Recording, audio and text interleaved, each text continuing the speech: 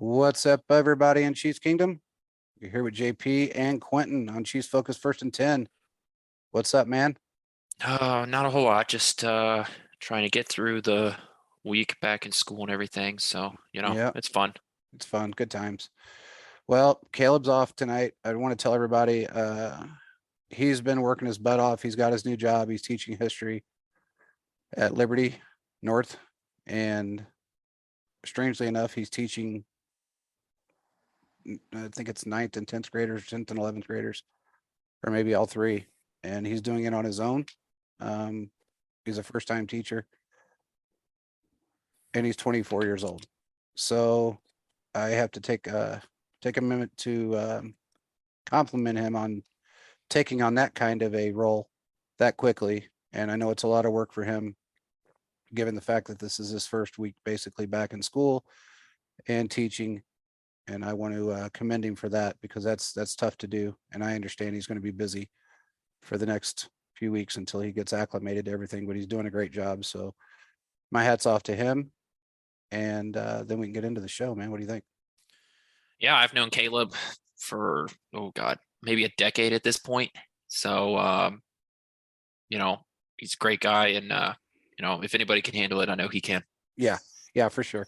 He's a tough guy and he's got his, he's very organized and he's very analytical and he's very just very on point with everything. So I think he's going to be able to handle it in stride.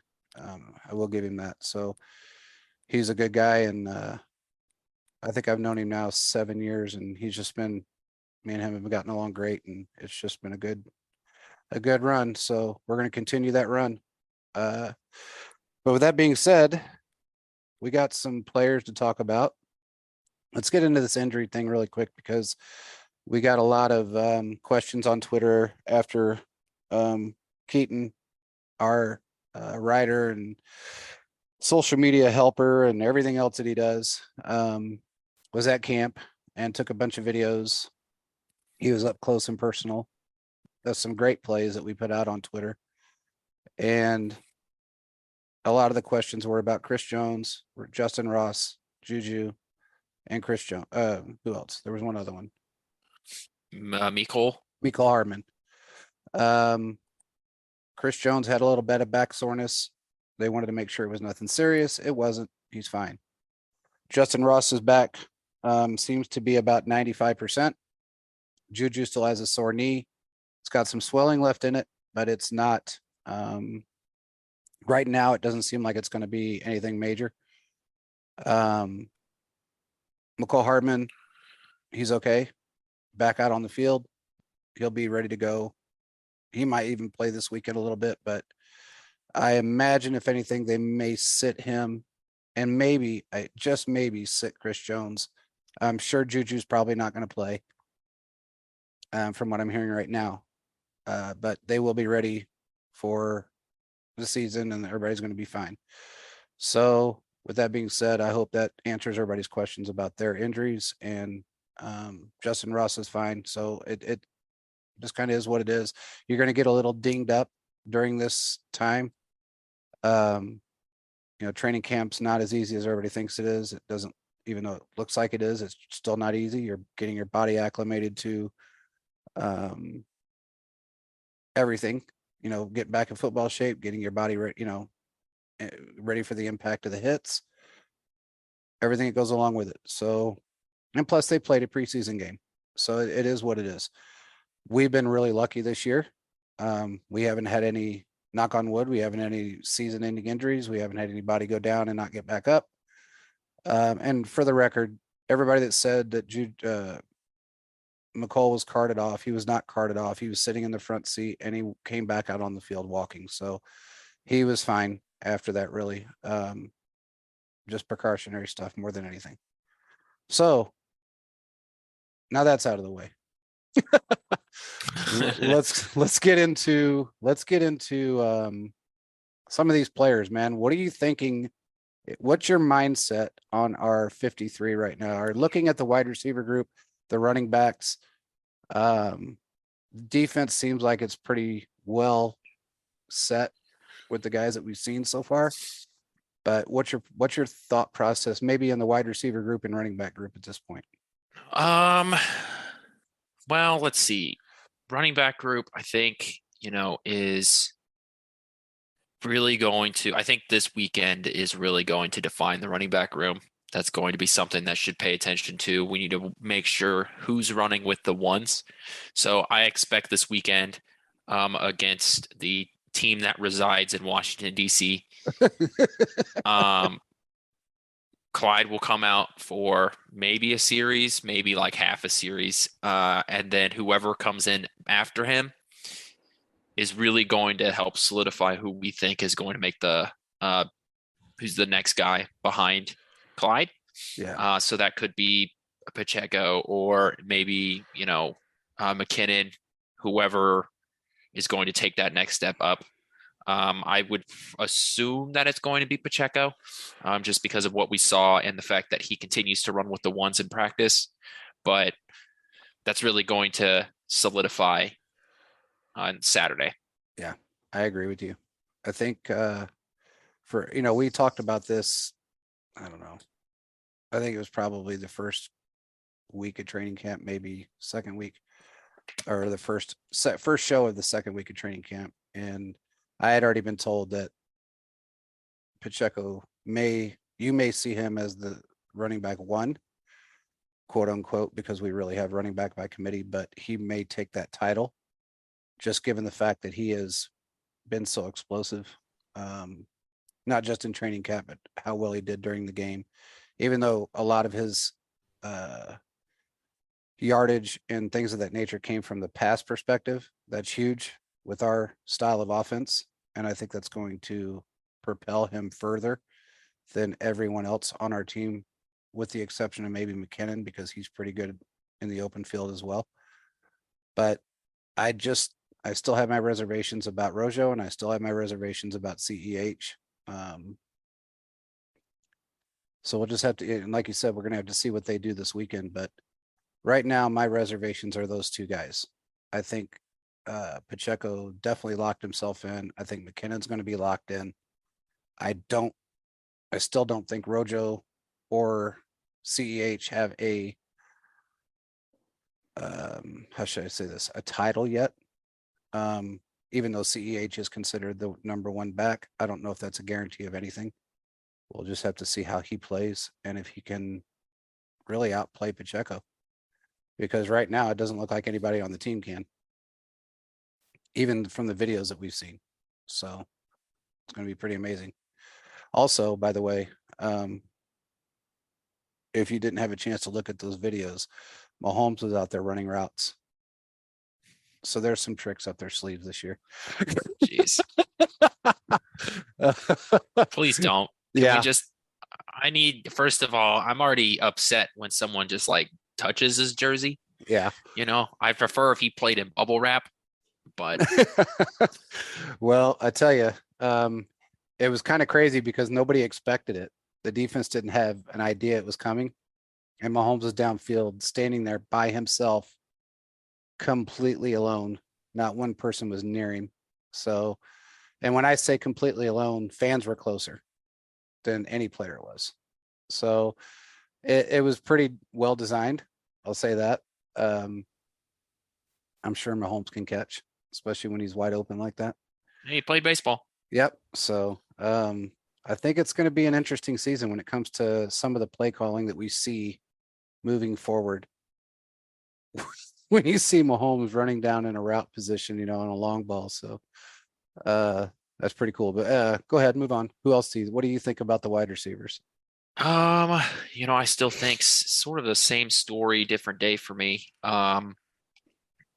It depends on that number game, how many do they want to keep on the roster? Is it going to be 6 or 7 different wide receivers? I don't see them having 5, especially now when you have guys that are injured. Even though none of the injuries in the wide receiver room are serious, I do think having those injuries in camp still sort of shows what could come. Yeah. And a depth issue that could come if you kept less than 6. So the 5 that I pretty much have locked down on the roster is Juju, MVS, Sky Moore, Mecole, and Fountain, who had a hell of a game against the Bears. And Yeah. so I think those to me are pretty much locks for the roster, especially if Fountain comes out and has another one of those just like great games, making great catches. I think he can really prove himself worthy on this roster. What do you So think if you, about Justin Watson? I know there was a lot of hype for him early in camp. I haven't really personally, I haven't seen a whole lot that like defines him to be on this roster. He's one of those guys that where, especially if you keep 7, he's on the roster, right? Um, he's one of those guys that has a realistic chance on making this roster. Yeah, I agree with you.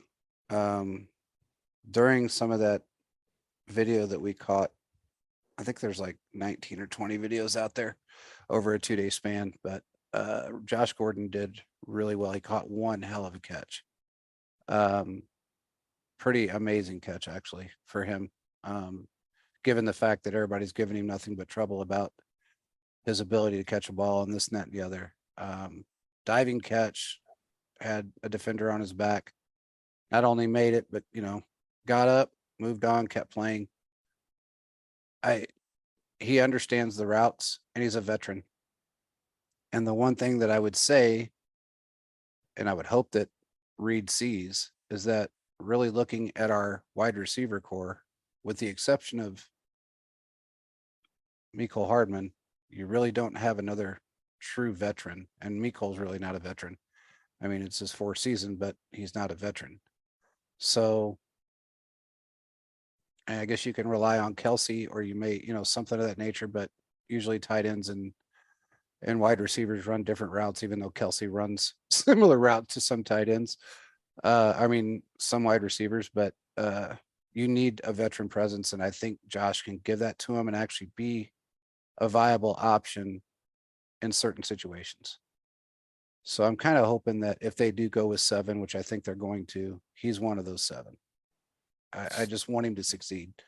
I want him to feel like after all that he's been through and how much work he's put in to get back into the NFL, that it wasn't for nothing. I guess that's my emotion kicking in. And also the fact that he's still a very high IQ football player he's built great. He's a route running maniac. And I think that he could add value, not just within certain schemes, but also with the education of these younger guys. That's just my opinion. But again, it's really, I'm not a coach and I can't say yes or no, but I would love to see him make it. So, but I agree with your list. I mean, I think they're all locks with those guys anyway. I don't know. I've heard a lot of good things about Sky Moore, which just, I've seen it. I mean, deep passes after deep passes after deep passes, and he's snagging him out of the air. Watson did a really good job. Especially during training camp, he did really well. This last week, he's done really well. And he was practicing with the ones. Juju has me a little bit of a question mark on him because of his knee, but I don't think it's going to be too serious. But like you said, that is something that really needs to be taken into consideration, given the fact that a lot of these players may go down. And when you have viable options there for depth, you need to keep those options on board. So if they have to dump a running back and run with 3, so be it. Because I would rather have the wide receivers that can come out of the backfield as a running back or as a wide receiver, instead of keeping one running back that may not do us any good. That's just my opinion. So I don't know. We'll just have to see how it goes. Well, if you go on YouTube, you can watch the Super Bowl against the 49ers and Chiefs, right? So yesterday and today, I watched that on YouTube. And I promise this relates. And one thing that was noticed is how well the Chiefs kicking game was and their coverage game. Um, and I'm not sure that Josh Gordon can be a part of that. And it's very important to this team. And it was very noticeable rewatching that game how impactful that kicking game was. There were times where I'm not sure that the 49ers got past the 25-yard line on a single kickoff Yeah. that entire game. Yeah. And, that was a very talented roster. And we know watching Packers playoff games for the past couple of years, specifically this last year, that, special teams is a significant part of the game. Some, coaches will preach that it's an equal third of the game. Well, that's not true, but it still is a significant portion of the pie when it comes to the playing in the NFL, really specifically in the NFL, because the talent level is so even across the board that you really need to be able to play well any and every play you can.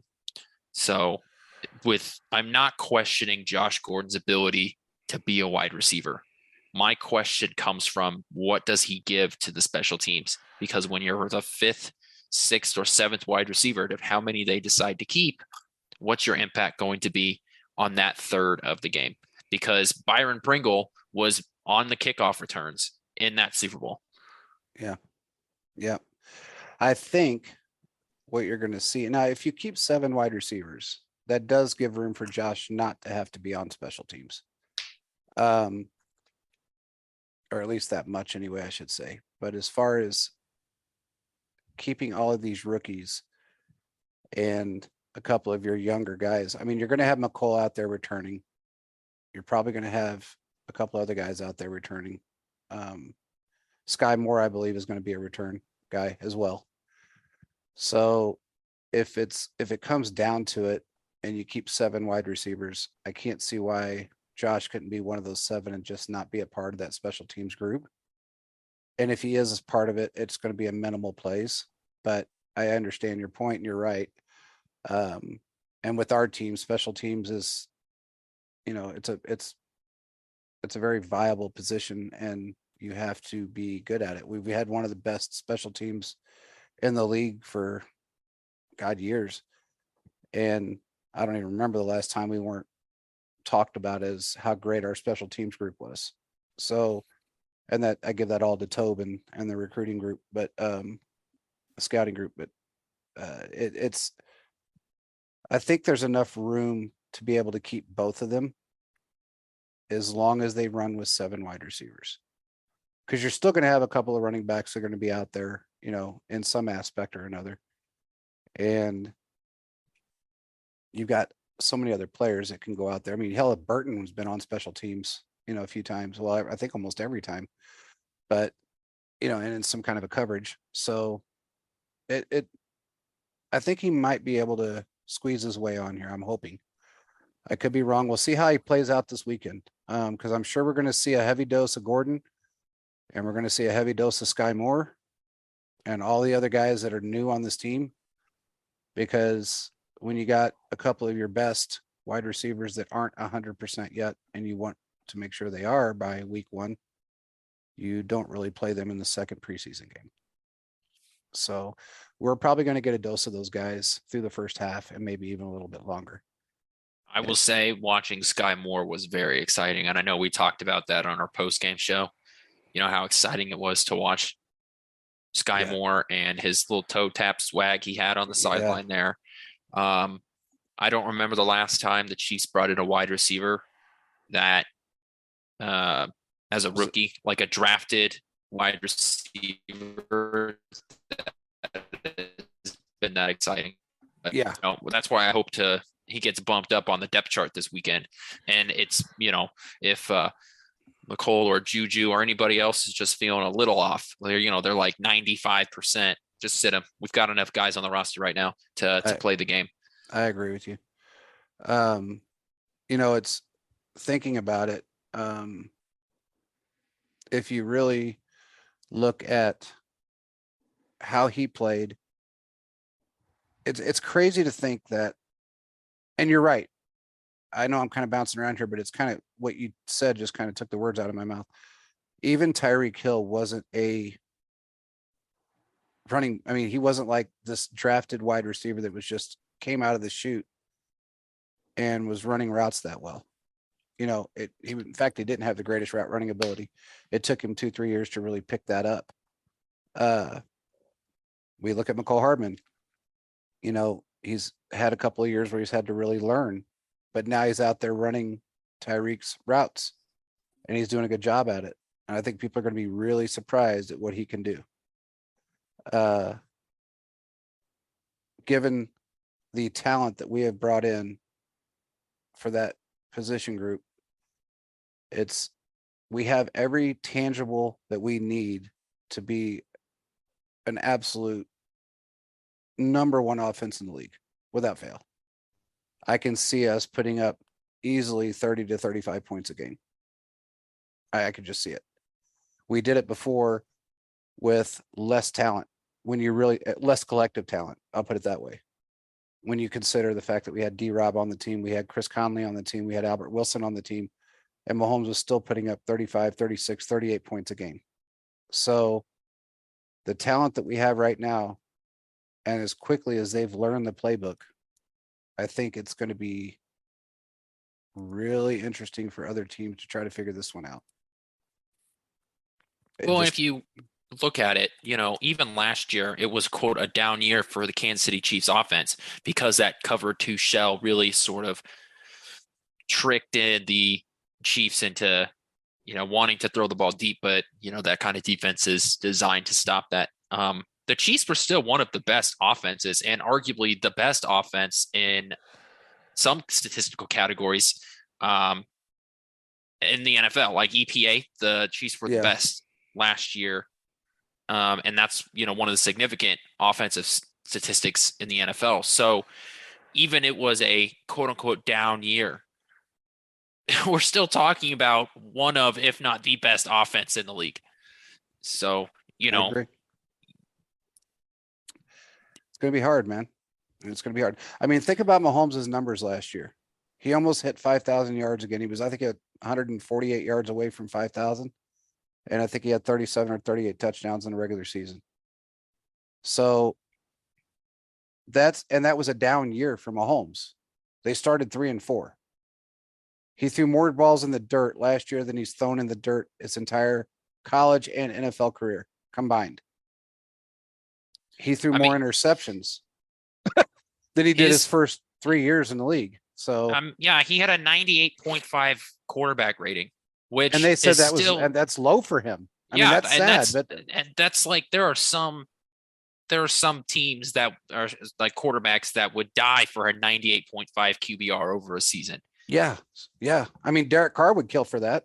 I mean, you know, when you really think about it, I think his average was lower than that. I don't know what it was last year, but years prior to that, he was in the 60s and 70s. So I don't know what his was last year. I know people were bragging him up, saying that he had somebody said he had a better QBR than Mahomes. I don't know if he did or didn't, but Mahomes' average is 105. So to go down, I mean, it was 108, which was still the highest in NFL history. And then it dropped down to 105 because of last year's somewhat season. So that he went to the AFC Championship again. So I don't know, man. It's going to be tough for anybody to sit back and be an honest fan of the sport and say that he is not statistically, and I guess not just statistically, but a great NFL mind that has the ability to do things that most, if not every quarterback that's ever played the game has not been able to do. And I would say that if he played for the Raiders. I'd say it if he played for the Bills. You know, I mean, he makes everyone better. And if you've got that on your team, along with the greatest offensive mind in football, and Andy Reid, you can't really lose. I mean, it's a win-win for everybody. So for all the haters out there and all the talking heads, in the national media that said that, Mahomes was going to have a down year. This is going to be a regression for the Chiefs. They weren't going to win the division. They'll probably come in third or fourth. I beg to differ, because it would be anybody that says that is fooling themselves. David Carr, you're fooling yourself. You're making yourself look more ignorant than you already have by saying your brother's the best quarterback in the AFC and the AFC West, while Mahomes is in the AFC West. So, oh, and by the way, he was going to go to a Super Bowl too and take Mahomes' crown. That was 2 years straight. So I watched a little bit of the Raiders game tonight prior to us doing our show, and their second string looks better than their first string. I will say that. They're deep, especially on the defensive side of the ball, but they are playing a team that is playing their second and third string as well. So everybody has to take that into consideration. But some of the moves that some of their players had made looked pretty good. They have a pretty decent defensive line. It's not, I don't think it's as compares to ours right now, but it's better than it was in past years. But we have built our team up to a point that it's going to be really difficult. I love the fact that when everybody else gets better, we just add a few pieces to make us twice as better without really putting in all the work to rebuild a team, get a new head coach. I think this year there was 10 new NFL head coaches this year, 10, which is kind of unprecedented. You don't usually see 10 new head coaches in one season. So that's saying a lot, that people really, and most of them are in the AFC, by the way. So that's saying that, okay, every team out there is really trying to figure out how to beat the Chiefs, and the Chiefs just take it a step further. Well, and the thing is too, is that, all the Bills, Raiders, the whole AFC, when, we were during the offseason, we were just talking about, look at these teams loading up on weapons. And then you had the Chiefs, who traded away their weapon, one of their two main weapons. And yet we're still, on top of the division. The Raiders are trying to sell out for this year. Yeah. Their cap situation next year is abysmal. They've got, I think next year, they've got like 43, 45 men on the roster. And so they got to fill like 10 spots, and they have like $6 million in cap space to do it. Yeah. Something like that. And you're right. I'll help you with this real quick. I don't mean to interrupt, but when they added it up to fill those roster spots and to keep the talent that they actually have right now, they're going to be about 40 million in the hole, if not a little bit more. They said 40 million plus. So you might as well figure right now, if you want to be on the conservative side, they're 36 million or 34 million negative for next year, when it all boils down to it. And right now we're sitting at, I think, 66 million in cap space. And that's going to go up, of course, because of the CBAs, and we have room to move because we always have leverage in our contracts, because our team and our players are that much they have that much confidence in the players and themselves to be able to move and sign contracts the way we do. We don't have any problems that way. It's just going to, and the next 3 years, we've got really good cap space. When you look at it, the next 3 years, it's great. So it even goes up higher. I think at 1 year, I think when Keith and I looked at it, I think it was 105 million. And I don't remember which year that was. I don't know if it was 25. It might have been 25 or 26. We had $105 million. So you've got all of these teams that are selling out for this year, right? Yeah. Like the Raiders, to some extent the Bills, with the signing of Von Miller, which that contract's going to look like ass here in the next 3 years. Oof. And even to some extent, you've got like the Chargers that are doing it too, that are just signing players to these mega deals left and right. So all these teams are selling out to try and run for 1 year. And here we are in Kansas City with this still a top-notch, top of the division, top of the conference team. And we're sort of just treading water for this year. Yeah. We actually have the cap space right now. If we wanted to right now, because this has been a topic of conversation between some of the fans, that OBJ should be brought in. Now, I don't know your opinion on this, and I want it. In fact, go ahead and give me your opinion first on OBJ. Okay, in this situation, we're assuming it's like not a gargantuan contract. We're assuming it's just like one of those flyer $5 million, something like that, right? I don't even think it would be that much. I mean, probably be 2 to 3 million because he's not going to be able to play until probably what, week 6, maybe at the best, week 6. Right. I mean, I wouldn't necessarily have a problem with it. Um, it wouldn't be, just because how injuries happen in the NFL, there's probably going to be somebody on the offense that gets injured. So to have somebody like that in your back pocket and a very talented player and a guy who I think gets a lot of hate, For no reason. because he's had some pretty bad quarterbacks over his career. I mean, Yeah, he's had Eli Manning and Baker Mayfield. Now he had, look what he did in the Rams offense. Now I know exactly. that's a extenuating circumstance because he was on a great offense then, but that's what he would be on here. Exactly. So I think it would be a good move to make, if you can, one, make the money work, but two, especially, you are looking to have a backup plan in case of an offensive weapon injury. I agree with you. And the reason I wanted your opinion on it, because there's a lot of people. I mean, I saw the word cancer during that mention probably 40, 50, 60 times that people said, why bring a cancer in? He's a cancer. He's a cancer. He's a cancer. Well, he really tanked the Rams locker room last year, didn't he? No, he did not. He didn't do anything wrong last year. I think he's learned that, yes, maybe he was a little bit arrogant in with the Giants. Maybe he even was a little bit arrogant with the at the beginning with the Browns. I don't believe at his age and the fact that he has had some injuries and most teams aren't really looking at him right now and really didn't look at him a lot last year until it was really only down to 3 teams. It was us, the Rams, and I think the The Ravens. Packers. Oh, and it was the Packers. The Ravens were in and out really quick. So oh, by the way, the Patriots looked at him for about 30 seconds. So I don't believe he is a cancer. I believe he wants to play. I don't think he's ever going to come into a team, especially now, and say, I'm going to be the number one, the hell with everybody else.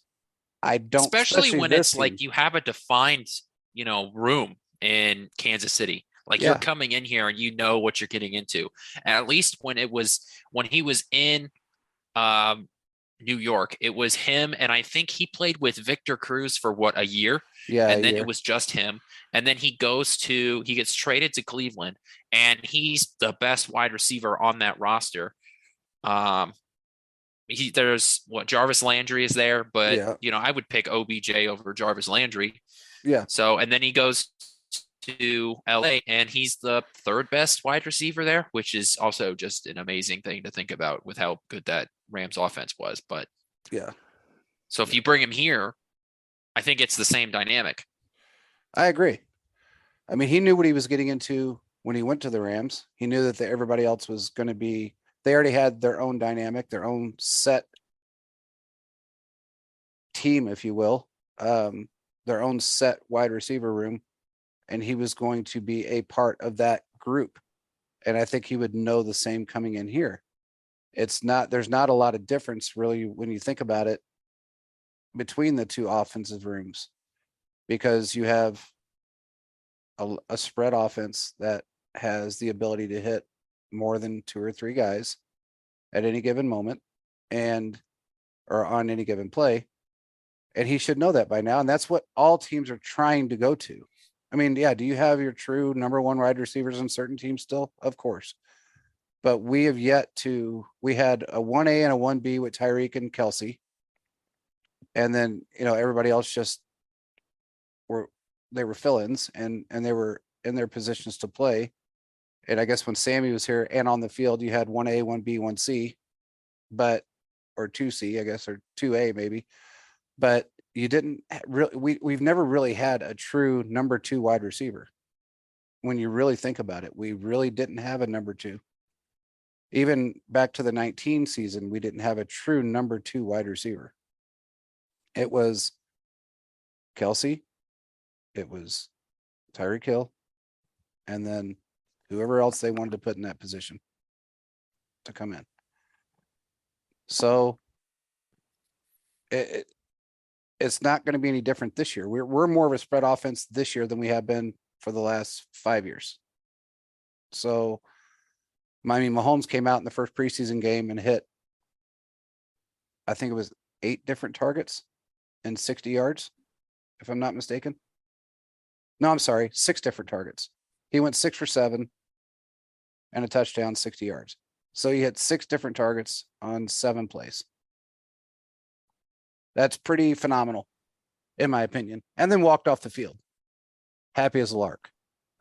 So right now, by the way, some of the talk in camp right now is who's going to be his backup. Who's going to be number 2 quarterback? Is it going to be Henny or is it going to be Rochelle?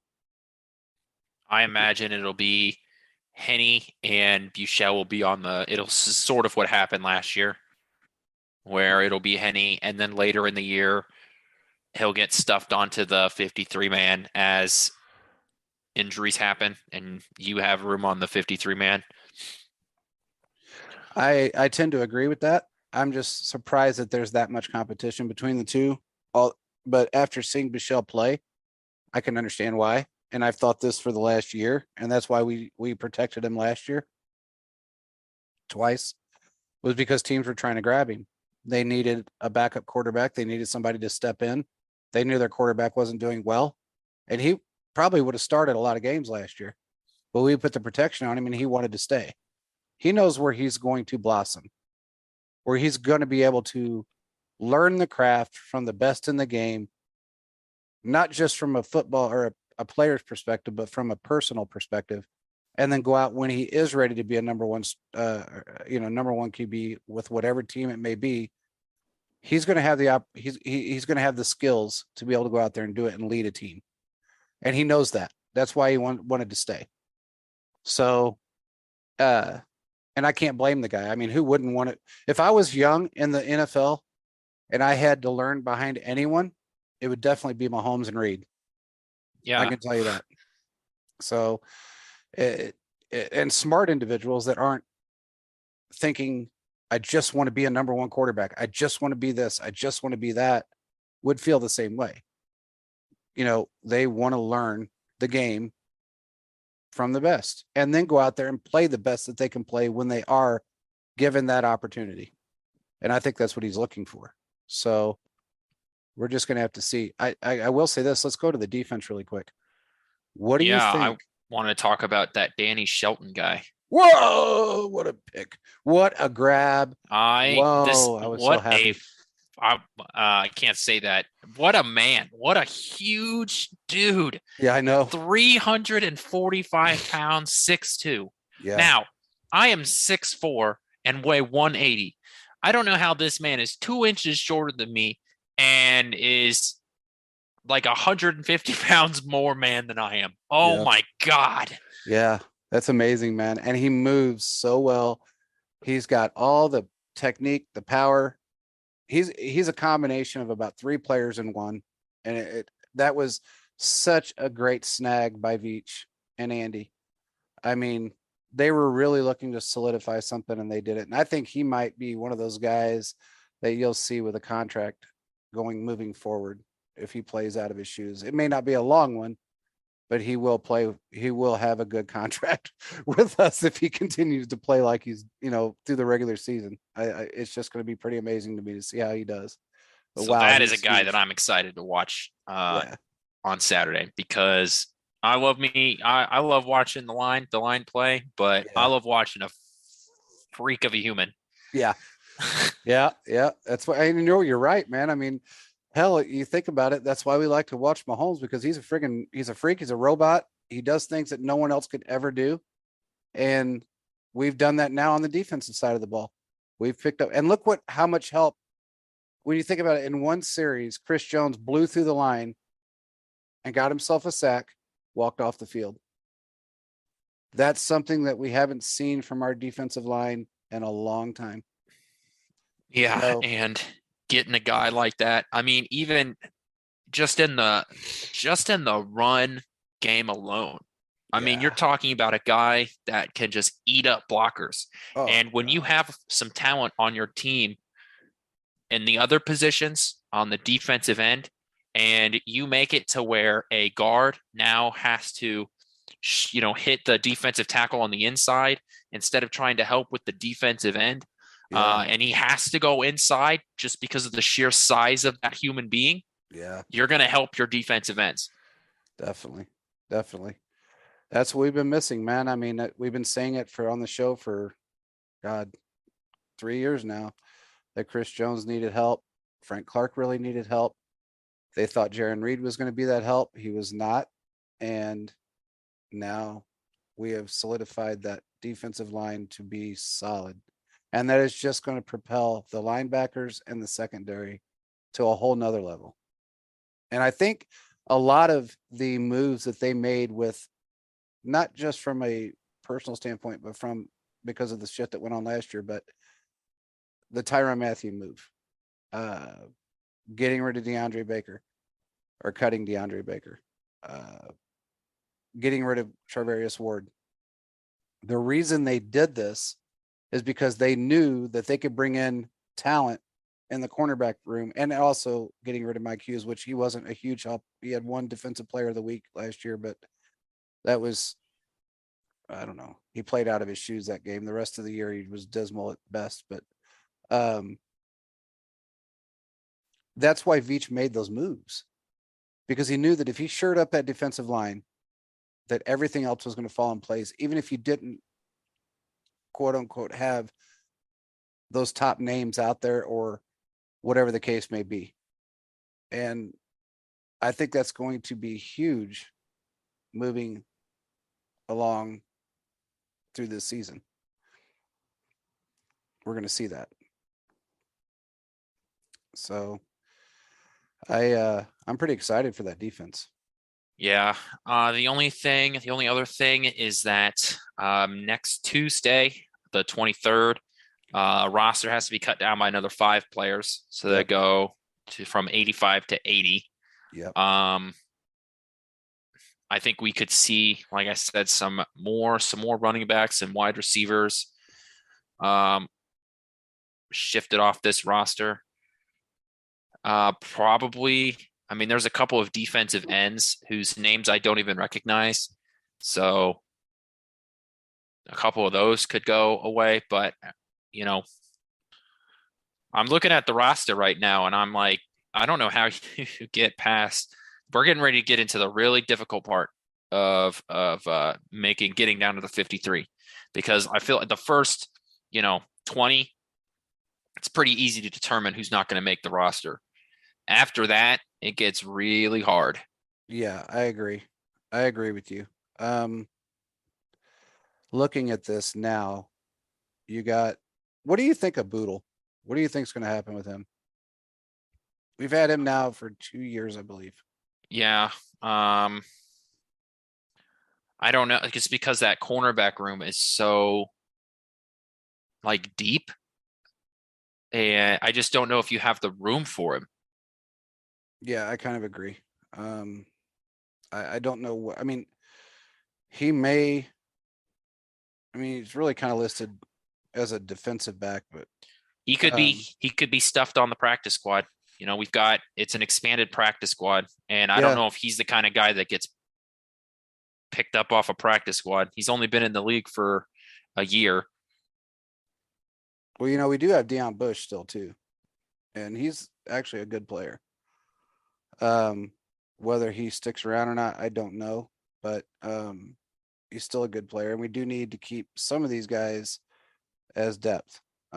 We need the depth because we know what happens when you don't have it. I mean, we've seen it happen too many years in a row where somebody's went down and the defensive line goes to nothing, and we really don't need that headache.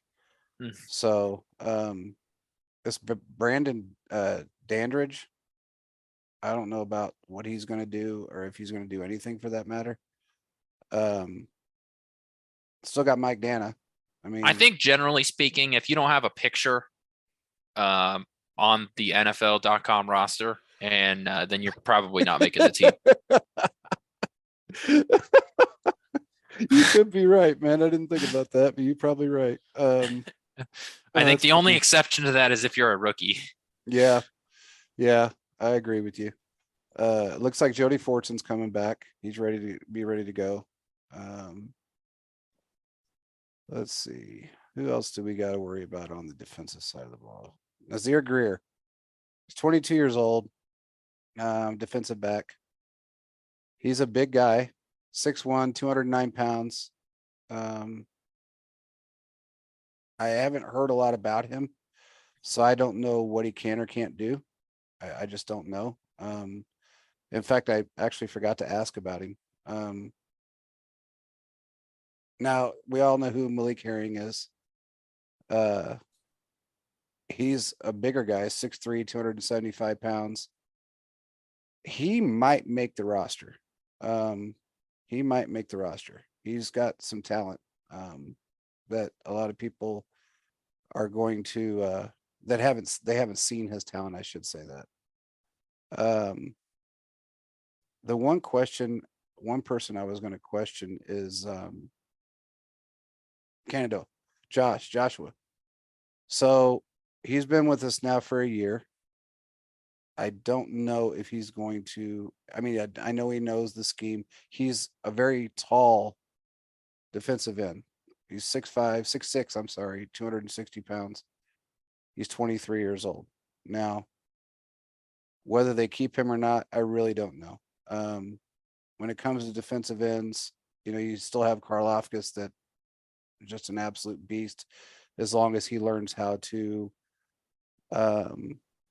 learns more technique instead of bulldozing his way through, because that's not going to work in the NFL because these guys are stronger. It just is what it is. And then you got Derek Nottie, a defensive tackle. I mean, we always know about Nottie. We've he's 26 years old now. He's been with us 3 years? I think going on his third year, maybe. He's 6'1", 317 pounds. He's had some okay plays, and then he's had some really bad plays. I think the problem is that, in Kansas City, we're used to Chris Jones level of play from our defensive tackles, Yeah. but he's the exception, not the rule. Generally speaking, you really shouldn't notice your defensive tackles. So, and a lot of these guys on the roster here are designated as defensive edges or defensive ends. And a lot of these guys actually can play defensive tackles. So yeah. I know there's a lot of guys on here that are like registered as defensive ends, but a lot of these guys can also play defensive tackle. Yeah. And so they may not really end up playing a lot of defensive end because of the quality of depths we have there, and they'll just be shifted inside to eat up blockers. Yeah, and I agree with you there. I'm trying to think of any linebacker right now. I mean, Mike Rose, I don't know what he can or can't do. Again, he's another one that, I haven't heard his name a lot. 6'4", 243 pounds, 22 years old. I don't know if he's going to be able to, he may, stick around for depth. He may end up on the practice squad. Again, I'd have to ask about him and see what he's actually done for the team as far as anything is concerned, but I haven't heard a whole lot about him. So it just looks like we've got we got so many players that it's going to be a tough decision. Again, I've said this for 4 weeks. It's just going to be a really tough decision to. Oh, and then I forgot about Elijah Lee. We got him as well. He may end up sticking around. Oh, did we keep Lamones? Chris Lamones? Is he still with us? I think he is. Cornerback. Hold on. He's showing up on the team roster, but I don't know if this is updated or not. I know we at one point last year we kind of cut him, brought him back, over the time that we've had him. He's 26. He's a shorter cornerback. He's 5'9". which is a little, little difficult, but you want to keep a guy like that in case you're going up against a shorter wide receiver. Well, the thing is though, is that the Chiefs, if you look at the cornerbacks that we have, we are not afraid to get the smaller corners. I think that the Chiefs, there's a different skill set that the Chiefs like over what the rest of the NFL does. If you look at like the Rams, for example, the Rams are into those bigger, lengthier corners. So in the rest of the NFL, other teams also value size at the corner position, and the Chiefs don't seem to value that as much. Or maybe they do, but it could just be that the smaller corners are cheaper to sign. Yeah. But either way, the Chiefs end up with a lot of those smaller corners, and it's worked out for them. They do. I mean, I guess it really depends on if you want to keep a couple small corners, because Veach doesn't value corners as much as he does safeties. Although this year he did kind of make a couple of moves that, you could tell he's always valued safeties a little bit more. And I think that's just because they are the help for your corners that can, get in there and stop a play if a corner can't. I would argue that this offseason is a perfect example of how Veach values safeties over corners. Because if you look, he went and spent big free agent money on getting another safety. This is the second time he's done that. Yeah. He's went out and got a big name safety. And then in the draft, if you take away McDuffie, he went out and just picked up a whole bunch of no-namers in the draft. Yeah. So that's exactly what Kansas City, how Veach and Kansas City scouts value safeties or corners. You can help your safeties or you can help your corners with good safety play. And I think that that's also in the Spagnuolo defense as well. Plus, you can get a safety to play sort of that robber linebacker role. Yeah. And I love me a good 3 safety backfield. Yeah, I do too. I'm a big proponent of a 3 safety set, and I think it's just nothing but it's a genius move if you can run a 3 safety set and have really above average corners that can help. The one thing that I will say about him signing these, guys you've really never heard of, or maybe, drafting people you've never heard a whole lot about, is it's always worked out for us. With Veach, with the exception of a couple of players, it's done wonders for us because those are the hungry guys. Those are the guys that don't have the chip on their shoulders. They want to come out, they want to compete, and they just want to play the game, and they want to prove what they can do. And that's one thing that Veach knows. And I've always been a big proponent on going after your later round guys. Your 4th round up, I'm happy with those guys because those are the guys that are always the hungriest. They're the ones that want to prove themselves. Undrafted free agents, those guys are fantastic because they, everybody passed on them. And if you miss on them, who cares? But you hit on one and, that's all you need. Exactly. Plus, I will say this too, that the 3 safety set is the new 3-4 defense. Yeah. The reason why teams would run 3-4 defenses is you wanted your 4 linebackers on the field because those were your most athletic defensive players. Yeah. It's not the case anymore. I would argue that your more athletic and more versatile players are your safeties now because the NFL has gone so pass heavy. You need your guys to be able to be at least somewhat effective in coverage. Correct. So being able to have your 3 safeties instead of the, 4 linebackers, you're able to get a pass rush with having 4 legitimate pass rushers in the 4-3 defense. But now having the 3 corners or the 3 safeties instead of that many linebackers, you're able to sort of get the best of both worlds. Correct. And a lot of people don't understand the difference between the two. A lot of times, people, when we ran the 4-3 for so long, with Bob Sutton, they were so used to seeing 2 guys get 15 sacks each. And then you had a couple of guys mixed in that had 1 or 2, or maybe 3, whatever. Well, it helps when you have, Tamba and Houston one of the best. That's probably the second best pass rush duo in Chiefs history Yeah, I mean, behind behind uh, DT and Neil Neil Smith, and Smith. yeah, I mean, it was very difficult to. I mean, in my opinion, you had two of the greatest duos in football history with those two duos right there. Uh, but now that we're running this opposite style of defense, and we go back and forth. There's times that we do, but it's predominantly a 3-4.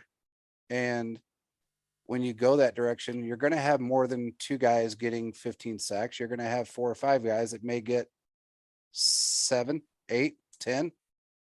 But people still bitch because, oh my God, Frank Clark only had 8 sacks last year, or Chris Jones only had 8 sacks last year, or whatever the case is. But it's really not designed to be that way. It's really more designed, when you have an all out blitz or you have a safety blitz or something of that nature, it's going to take away from some of these guys some of their abilities to get every sack that they think they should be getting, because it's a different style of defense. And people just haven't grasped the concept of the difference between the two. But with a really solid defensive line and great linebackers like we've gotten Willie Gay, Nick Bolton, I mean, it's really hard to deny what we've done. It just is. So let's just hope Spagnola has gotten the memo about the depth chart and all that crap, because that doesn't mean anything to anyone anymore. He found that out last year with Nick Bolton, and then he Yeah. still went backwards with Anthony Hitchens. So he went backwards with Juan Thornhill. Let's hope that that talk and him and Andy had resonated really well. Well, now his hand is forced because he basically has no veterans on that defense. It really doesn't. I mean, with the exception of like Chris Jones and Frank Clark, who do you got? I mean, don't get me wrong. I mean, there's a couple of guys out there that are still veterans, but they're not They're not veterans to this team. they're not veterans to this team. So they have got to be able to. He's got to be more versatile with the players that he has and learn who's going to be better and who's going to be worse. And throw the depth chart sheet in the trash, catch it on fire, run it over with your car, spit on it, pee on it, do whatever you got to do, because use your eyes and see who's playing better ball and see who's going to be the better matchup for the team that you're coming up against and the players you're coming up against. That's what really matters. Depth chart means nothing. You could be 5th and still be better against a certain player versus the number 1 guy in your depth chart, the guy with the most experience. The NFL is really a sport about the adjustment to the adjustment. Correct. Because you will have, wide receivers are a great example of this. You have a wide receiver that can come in and he can blow the league, on fire. And then a team can play, maybe the guy gets, real nervous in press man coverage. The league will start to, press him a little bit and keep him from making that first move, get his hands on him. And if that wide receiver can't adjust to that new play, then his career is done, because all the NFL will do is just run press man coverage against that wide receiver and make him useless. No matter how good his skill set is in like zone, they'll just keep playing press man coverage on him. Yeah, I agree. I agree with you. Well, let's move on to another topic really quick, and then we'll go to another thing that we like to do with Quinton. But let's get into this Deshawn Watson thing really quick, because this is something it's been I've been drawn to this since it happened, just simply because of the way it happened, and talking to the people that I have talked to about this situation really kind of changed my mindset a little bit about what went on. And I think his statement prior to the first preseason game was a little misconstrued. He kind of made that clear during his presser today after it came out about his suspension. We talked about his suspension and what we had heard that was really going to happen, or what they assumed was going to happen per Roger Goodell and the talking heads in New York, and what they actually wanted versus what they said they wanted. we heard maybe 8 to 10 games because nobody liked the 6. The PR was a nightmare, which was true. And that was an experiment on Goodell to find out who and what and where and how and why. It's really what it was all about. It wasn't anything else. It was, how bad is this going to hit me if he gets 6 games? How bad is it going to hit me if he gets 8 games? So he took all of that nightmare that he created and he decided to turn that into a ploy and almost like he turned it around away from him. He did a great diversion. I know for a fact he didn't want the entire season. That's 100%. I know. And no matter what he says, no matter what anyone else says, he did not want 100. He did not want the entire season. We were told probably 8 to 10 games. He got 11. Now, there was a caveat to that. There was some negotiations going on between the NFL, the NFLPA, and Watson's legal team, along with his agent. And there was 3 offers thrown out on the table after the 6-game suspension. From what I understand, one of them was an 8-game suspension, $15 million fine. NFLPA didn't like that. His legal team didn't like it. They went to a 10-game suspension with an $8 million fine. They was supposedly turned that down as well.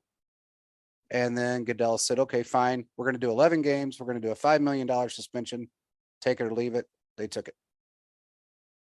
During his press conference today, he did try his best to clear up what he meant when he said, I apologize to all women and anyone that was affected by this.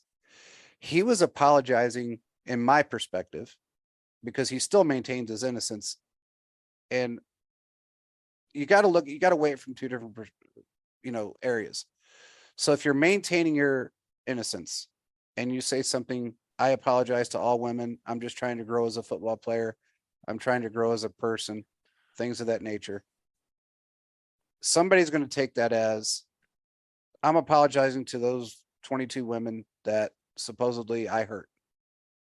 In retrospect, what he was basically saying is I apologize to all women because no one should have to go through what he allegedly was accused of going through or putting them through. The weird, and I guess oh, by the way, he also has to go to counseling. He didn't say what kind of counseling that was, and he didn't want it out there. And there was a reason behind that. But the owners of, especially, I guess I can't think of her name right now. I'm guessing it's the wife, but I can't think of her name right now. Lee something. During that press conference, after Deshawn said, I still maintain my innocence. And they asked him, well, when you apologize to all these women and you settled, what was your decision behind doing that? And what made you decide to do that if you're innocent? Well, and he said the exact thing that would have made sense and is probably true. I have to look at it from, do I want to fight this the rest of my life and then not have a career? Or do I want to continue on with my career and basically bite the bullet and settle? Say I'm sorry to everybody that I didn't really hurt and move forward. In his mind, he didn't really hurt. Now, whether he did or didn't, I don't know. And I don't think anybody knows that but him. So the ownership, the guy that I can't remember their names right now. The Browns ownership? Yeah, I can't remember their names. I think they're married, and they may not be, but there was 2. Oh, are you their press conference Yes. today? Yeah. What they had to say? Yes. The guy stepped in and he said, one of the owners, and he stepped in and said, this is an ongoing process. Deshawn's shown nothing but exemplary behavior, has shown us nothing of the sorts of what he's been accused of, basically. And since we met him down in Houston in an interview situation, he's never shown us anything different than a stand-up guy. The woman stepped in when somebody asked the question about his counseling, and she basically said that she almost alluded to the fact that he was guilty and that counseling doesn't fix everything overnight, which was a little bit frustrating because it was almost like she was contradicting not only what Deshawn said, but what the other owner said. And then the vice president, or president, I should say, stepped up and he said some things that were a little bit almost contradictory to what Deshawn Watson said about, counseling and this and that and the other and things that he's doing and how the team's going to stand behind him and help him get through this and help him become a better person, which was very strange to say. And there was one phrase that he used that was almost, it was basically throwing out accusations to a degree. And I can see the guy, the male owner, and I wish I could remember their names right now. It's just driving me crazy, but I'm tired. He was looking at the ground. I could tell he was just grinding his teeth because of the way that not only the president of the Browns spoke about it, but then also the woman that was standing there, and I can't remember her name. And it was almost like they were contradicting not only what he said, but what Deshawn said. So what's your take on that press conference today? I know you're probably pretty opinionated on it, and that's good. That's fine. Either way, I just kind of took it as almost like a he said, she said. I'm still innocent. I did what I had to do to continue on with my career. Whatever my legal team and the NFLPA decided on is what I am going to abide by. If I hurt anyone, any woman by what I was accused of, then I'm sorry. And that's basically how he worded it. But he still maintained his innocence, and he always will. What did you think? Oh gosh. I think this situation just shows the Browns are the Browns of old, right? We were tricked over the past 3 years when Baker Mayfield came in and brought this team to the playoffs, beat the Steelers in the playoffs, and made the Browns worth talking about again. And now I think the Browns are just the Browns of old. I just assume they're going to turn back into a joke of a franchise. Yeah. And they're not going to be successful for probably the next decade to come. In terms of each individual press conference, I can just wrap this up into there just seems to be miscommunication between all of them, Yeah. which it wouldn't have been hard. It's 2022. Y'all can hop up on a Zoom anywhere and figure out what you want to say. Exactly. It's not that difficult. I know the owners of the Browns are probably of the age where they could see the dinosaurs. They're up there. But some intern can show you how to get on Zoom so you can talk about this beforehand and just get your story straight. The guy, the owner of the franchise, the gentleman, he talked about how he's all about second chances and how they gave Kareem Hunt a second chance, and look how well that turned out. And he's holding out, by the way. Go ahead. And it just isn't a good look. I think Deshaun Watson, first of all, in my personal opinion, and of Judge Sue Robinson's opinion, his actions were predatory. He's a sexual predator. Yeah. And so that's out there. And for you to not have that conversation with him to where it was probably best for him to just say no comment and move on. Yeah. That should have been Deshaun Watson's reaction. If he didn't want to come out in front of the public and apologize and take responsibility for what he did, if he didn't want to say that, just say, I have no comment on it. What he did was the worst possible option for him, because what he did is he just continues to stir the pot and say that, oh, I'm not responsible. I'm not taking responsibility for my behavior. Even though I have come to the NFL and at least apologized to them for my actions. Yeah. Yeah. So he did the worst possible thing for him and the NFL. So it's the Haslins, by the way, Lee Haslin. I had to think for a minute and get their name straight, but I think she really irritated, um, the ownership of, um, or the husband. And I think the president irritated the husband, um, by contradicting what Deshawn, not only what Deshawn said, but what he had said. He also, he was very smart about not bringing up, um, oh, certain things that he's doing, just not alluding to anything very, um, in depth, I guess I should say, but he did it in the right way. The husband did. The other two did not.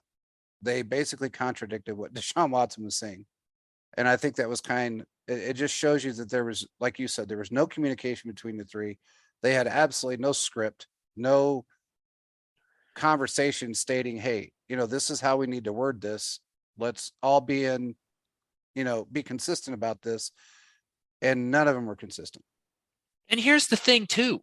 Not every single individual needed to make an individual statement. No. All you had to say, we live in the era of PR statements. All you had to say was the decision has been made. We are moving on. Or if you're Deshaun Watson, you say, I'm happy to begin focusing back on my football career. Yeah. That's what you should have said. You should have just said that and moved on. Instead, you made this long, awkward, cringy press conference that everybody is going to talk about now. Everybody's going to talk about in week 13, and everybody's going to talk about anytime Deshaun Watson does anything. These press conferences are going to continue to come up because it's what happened with Ben Roethlisberger. Yeah. Yeah. And this crazy part is, when it happened to Roethlisberger, there was actually 3 women, not just one, but that was pretty much swept under the rug. 24 with Deshaun Watson. Yeah, that's true. But with Roethlisberger, I think, there was proof though that Roethlisberger did what he did, and he admitted to it a long time afterwards, but he settled very quickly, moved on. Nobody really talked about it much after that. It was kind of a moot statement, or a moot conversation. And it just, you heard about it here and there, but you didn't really hear about it. It wasn't like how the Tyreek situation was that it wasn't true. It wasn't about, even the Kareem Hunt situation, because it was all over social media. People couldn't leave it alone. People couldn't let it go. Even the talking heads couldn't let it go. This is a situation where when you are in an era that you can go onto any website, you can Google anything, you can open up your email and there's a picture of Deshaun Watson on there because of everything that's been going on. Just keep your mouth shut, say what you have to say. Very, I guess, a short version of what you have to say and move forward. I understand the NFL wanted him to make a few statements. I understand that by him.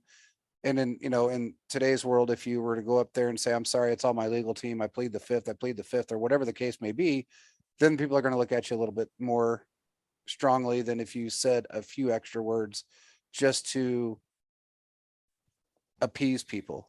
But they were asking him questions like, why didn't you, if you're still maintaining your innocence, why did you settle with all these women? Well, that's really a stupid question. Because if you don't settle with all these women, it's going to continue on. Regardless if he did something wrong, didn't do something wrong, none of us are here to say whether he did or didn't, because there's absolutely no evidence that he actually did something wrong other than a bunch of women saying he did. There's no video, there's no audio, there's a couple of text messages, and that's about it. Even with a question like that, him just saying, I just want to be the best football player that I want to be. I want to focus on my NFL career. All of those are still answers that a journalist, a sports reporter can use in the article that they're going to write and say, Deshaun Watson said this in the press conference. I think that's something that NFL players and coaches, really just players in all sports, like when those questions are asked, The reporters are looking for something to put in their article. Yeah, So you should think about that when you're answering those questions. exactly. So when the reporter asks you something along the lines of, why did you settle if you maintain your innocence? You saying, I want to focus on my football career. I want to be the best NFL player I can be. You can put that in your article and you can move on with their life. He did say that for the, it's weird because he actually, there was He should have just keep saying it. and he did. For the most part, he did.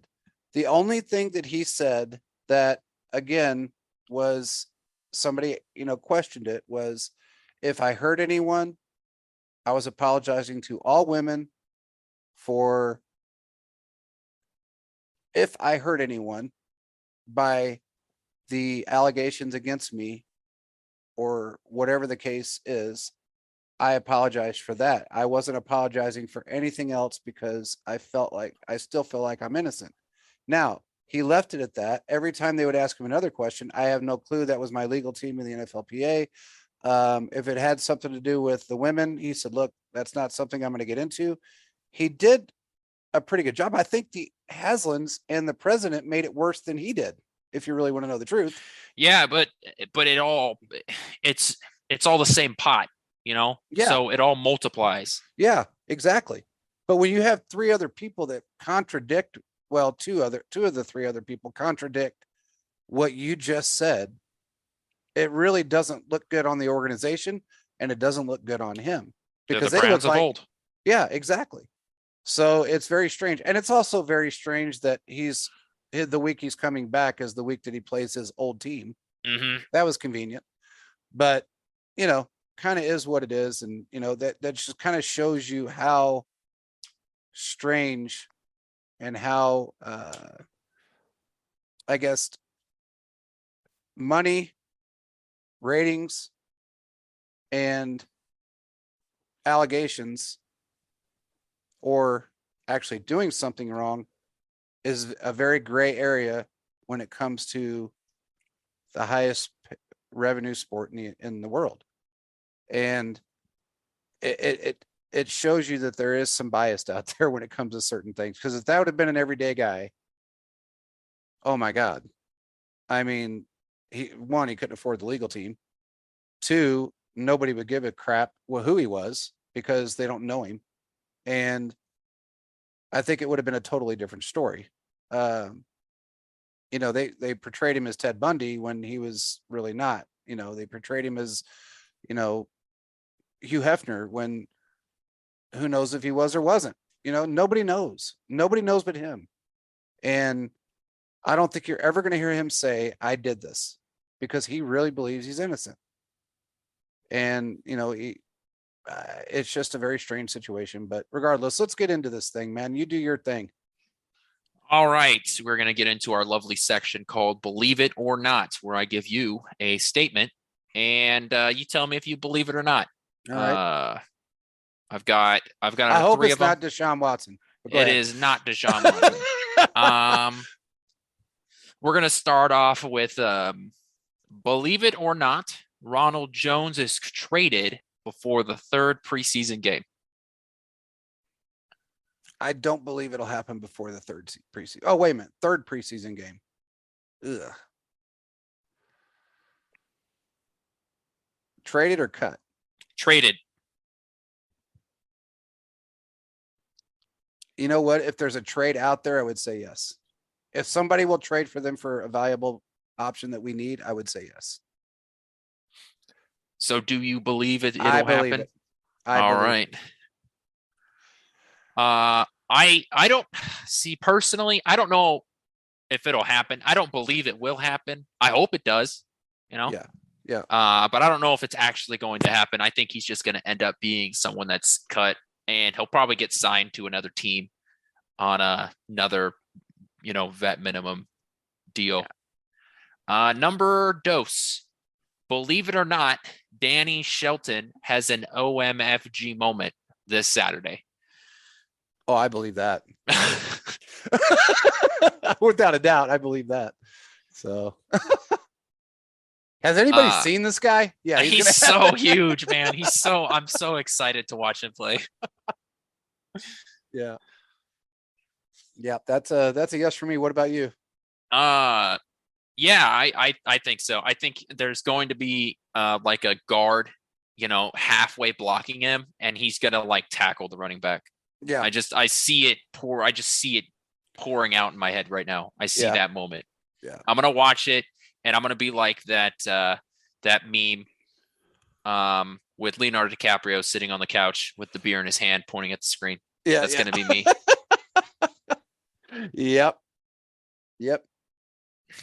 All right, number Trace. Believe it or not, the Chiefs' backup kicker / part-time safety has a field goal this Saturday. Not a PAT, a field goal. I actually believe that one. Yeah. I do. And I'll tell you why afterwards. What's your opinion? I think they're gonna give him a chance to hit a chip shot field goal if it's in like the late third quarter, Yeah.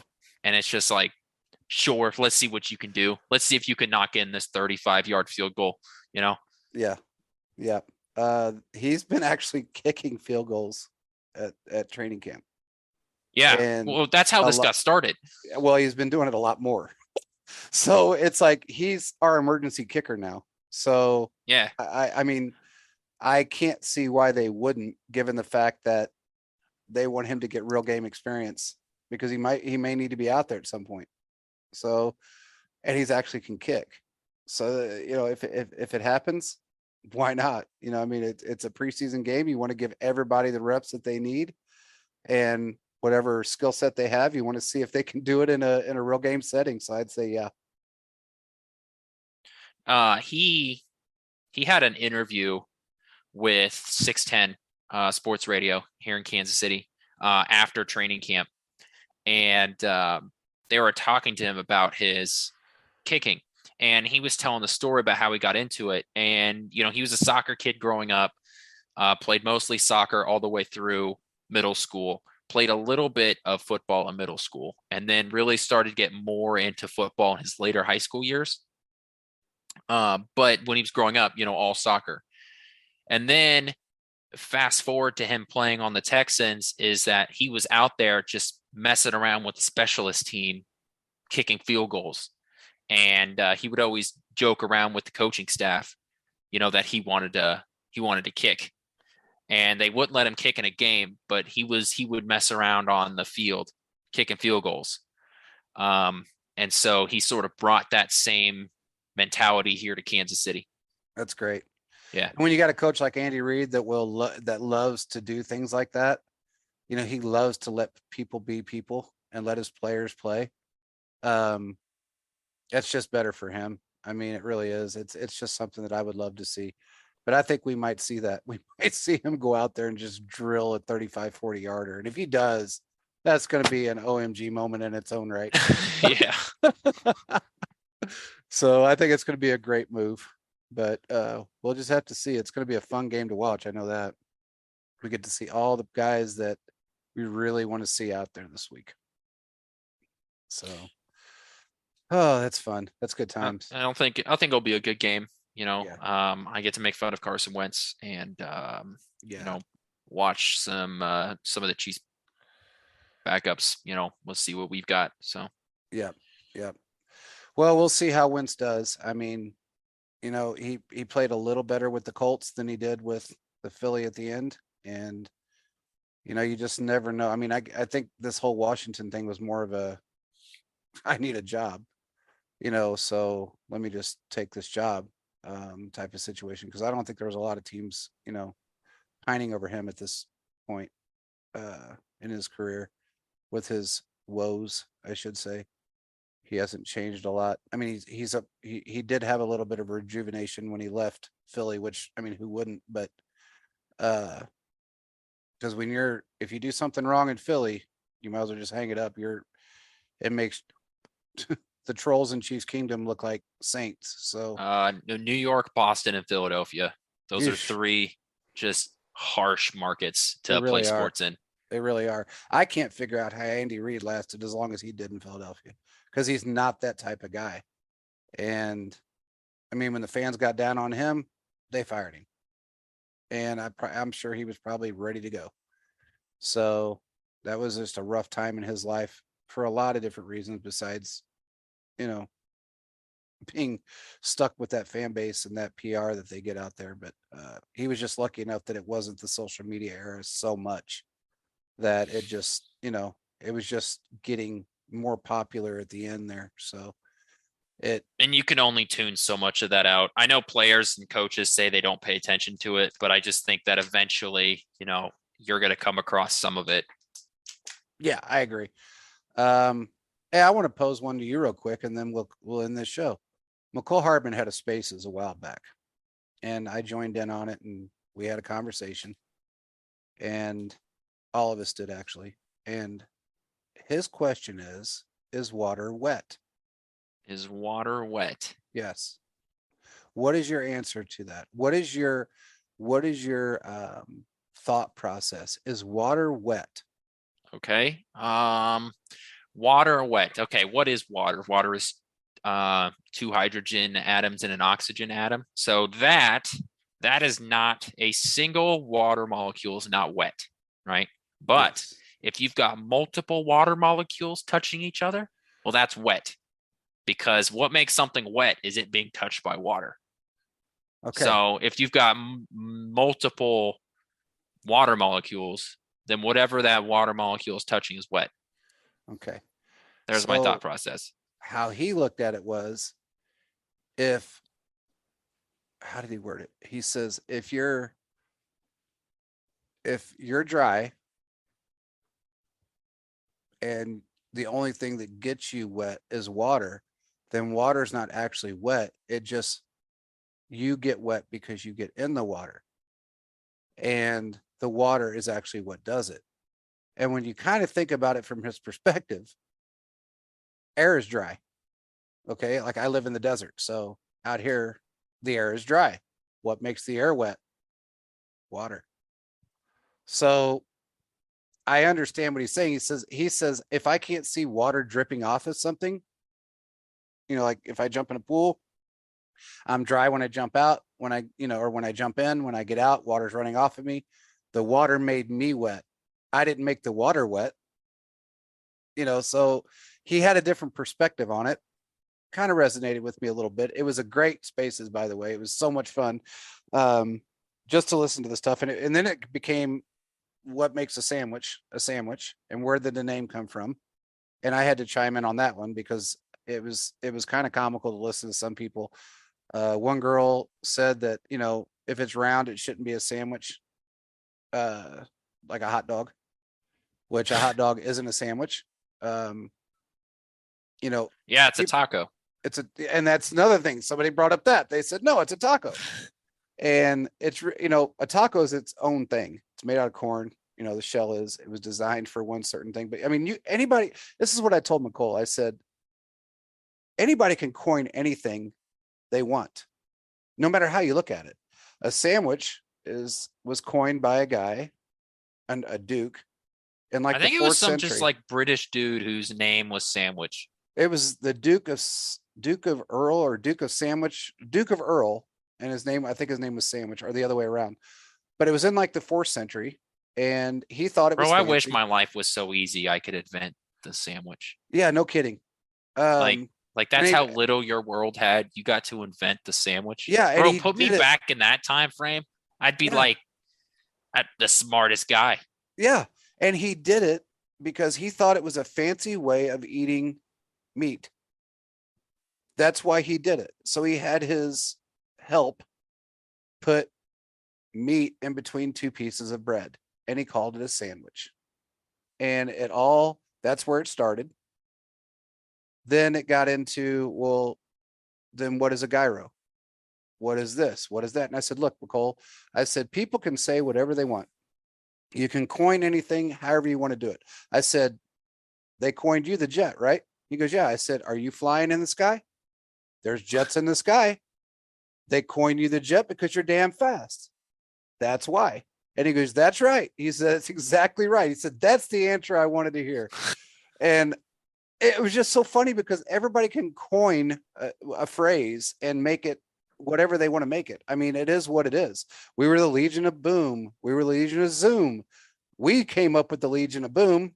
Somebody else came up with the Legion of Zoom, and that took off. So it's just all in what someone wants to coin something, and if it takes off.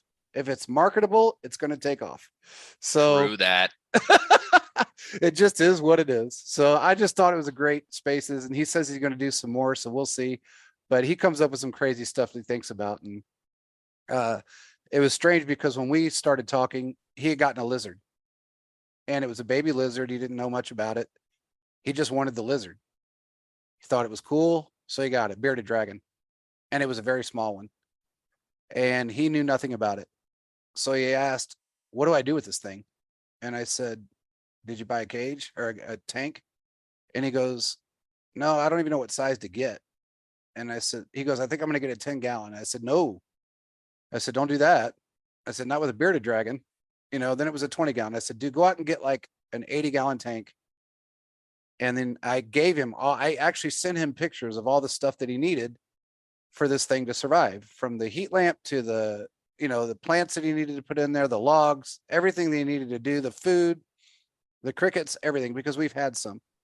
And the thing's huge now, and he named it. And it's so funny because the things that he does like on a spur of a moment type of situation. And then he has to figure out what to do after the fact, it'd be with me. I didn't know what to do with lizards when we first got them. My wife wanted them. I don't know why, but she did. And we got two of them, and they were boring. They weren't fun. They didn't want to be around you no matter what. They were the geckos or geckos or whatever you want to call them. And they were just weren't fun. And we ended up giving them to a kid that loved them. But we learned enough about him to know what to do with him. And he didn't know what to do with it. And I helped him through that whole situation. And after that, we talked about other things. And it's kind of comical how it got started. And he's just a really cool guy. I mean, people really need to give him some slack because he's a really cool guy. And I think he's going to have a breakout year. I can see him 1,000+ easy. So I'm hoping and praying that's what happens for him. He deserves it. I think this year, if you just see the way that he has sort of presented himself on the practice field and during on even on the preseason game last week, I almost feel like there's a weight lifted off his shoulders. I agree. He just seems to be more relaxed, and I don't know if he's more comfortable in the offense or if there's no Tyreek Hill there, so he doesn't feel like he's like held up to those expectations. I don't know what it is, but I think him being more relaxed is better for everybody. And that's yeah, I think he'll have a good year. I don't know if he'll have the targets to reach 1,000 yards, but I do know that he's going to have a successful year, and he'll get enough receptions to get a fat contract at the end of the year, not with Kansas City. Wow. I hope he stays. I mean, if he has a good year, I hope he sticks around, but I don't even know if he wants to at this point, but I would like to see him stick around. He's kind of become a little bit of a fixture for us, and hopefully he does stick around, but there's going to be a lot of decisions to be made at the end of the year, but we do have the cap space next year to be able to make those decisions and do it. And that's a conversation to have in about 6 months. Yep. So we will see how he does and see how the rest of the team does. But right now, the future is looking bright. So bright enough to wear shades. So we will end it on a good note. And hopefully everybody has a great weekend. Let's try, if you're not busy during the game, let's try and do a spaces before the game, maybe an hour before the game. And then maybe do a short one if you got time at halftime, and then do it at spaces after the game and see what everybody thinks. What do you think?